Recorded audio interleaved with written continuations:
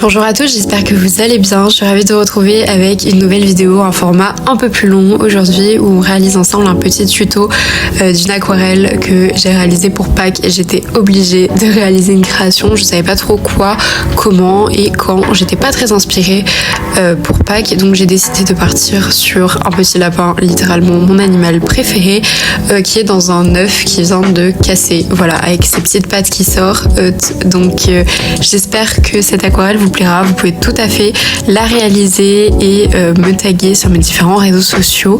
Donc là j'ai commencé avec un feutre fin par faire les contours. Donc c'est un feutre marron tout simplement, comme ça enferme pas le lapin avec des contours noirs, mais je trouvais que le marron c'est bien plus propre que les traits de crayon. Donc comme ça après je vais pouvoir gommer les traits de crayon et puis j'attaque. Donc là j'utilise des feutres d'une marque qui s'appelle Sangria Pens. Donc c'est des feutres aquarellables, mais vous pouvez tout à fait réaliser ce lapin avec de l'aquarelle aussi. Je vous mettrai les liens des feutres en barre d'infos si jamais il vous intéresse. Donc j'ai réalisé ce lapin uniquement avec les feutres aquarellables.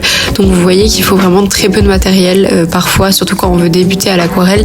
Il suffit vraiment de peu de matériel et de peu de couleurs pour pouvoir faire quand même des choses très très chouettes. Donc là j'ai commencé avec un feutre marron foncé et je suis venue vraiment travailler zone par zone, toujours en travaillant et en essayant de respecter un peu des zones plus foncées pour contraster, des zones d'ombre et puis d'autres de lumière.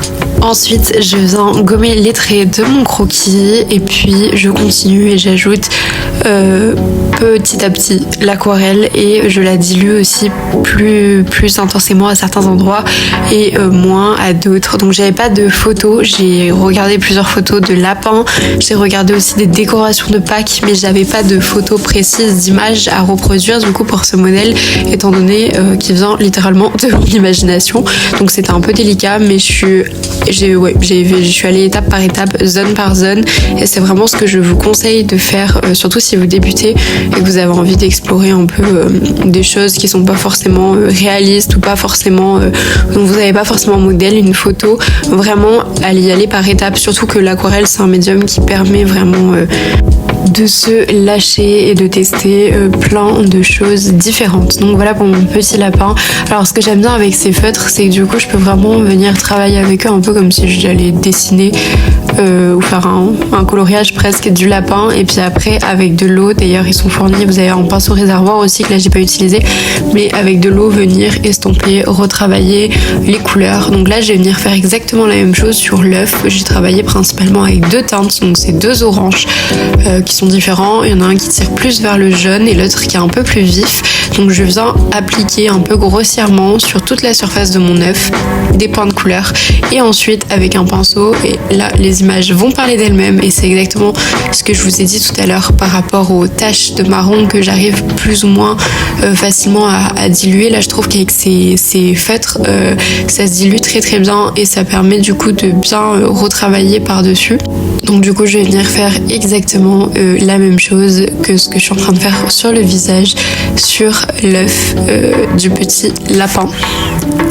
Finalement avec le recul je suis vraiment en train de me rendre compte que je suis tombée littéralement amoureuse de ce lapin. Je l'adore et j'espère qu'il vous plaira aussi. J'ai trop envie de le recréer mais dans plein de situations différentes et que ça devienne un petit peu une mascotte de ce compte. Donc voilà, pourquoi pas, faire à suivre. En tout cas ça m'a beaucoup plu et détendu de le réaliser.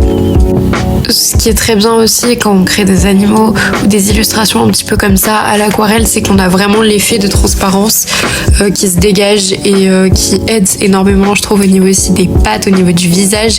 C'est tout de suite plus réaliste parce que c'est moins opaque, donc c'est peut-être moins compliqué à travailler. Et là pour l'œuf en l'occurrence, c'est ce qui m'a vraiment plu, de laisser des zones plus ou moins foncées, plus ou moins texturées.